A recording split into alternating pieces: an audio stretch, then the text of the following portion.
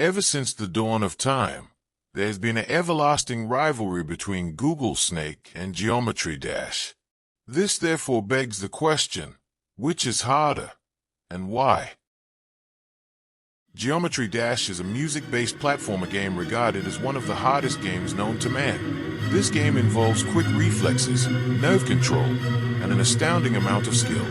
Few players can even think of beating some of the hardest levels created in this game, while others watch in amazement as new top ones are created daily. However, for Google Snake, there is no created levels or community builds. This is raw, pure skill unleashed upon the domain of Google Snake players. Not only does this game have luck components, it also involves torture-like gameplay that is sure to destroy your any hopes of getting a world record. As an avid Snake player myself, I can concur that the mental and physical pain from multiple alternation techniques is sure to tickle your anger bone and make you try as hard as possible to get that new high score. However, I am also an avid Geometry Dash player with my hardest achievement being shitty Heliopolis 16 to 40%. To compare these two games, you would have to do advanced quadratic formulas and calculate the space-time frequency of E equals 5x plus 2 to figure out how to properly judge these two pivotal games against each other. For now, because I'm a dumbass, we will just have to go off judgment. First, we will put the two of my best achievements beside each other to view the difficulty of them compared. Speed up because I'm a fat ass.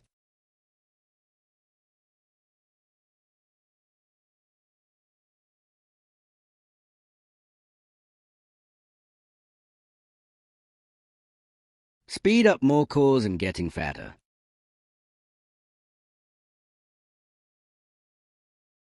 There was a side-by-side comparison of two of the hardest games in the world at the moment. You may be thinking, gee, wouldn't guiding a snake be easy? Well, my dear young lion, this is certainly not the case in this situation.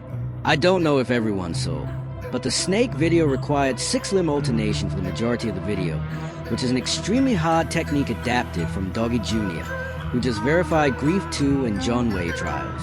If you were to be comparing the best snake player at the moment, me, to Doggy Jr., it would be the closest thing you would ever see to two gods fighting. The multi-limb alternation would most likely break the space-time quadratics and unfortunately killing the whole world, except me and Doggy Jr., obviously.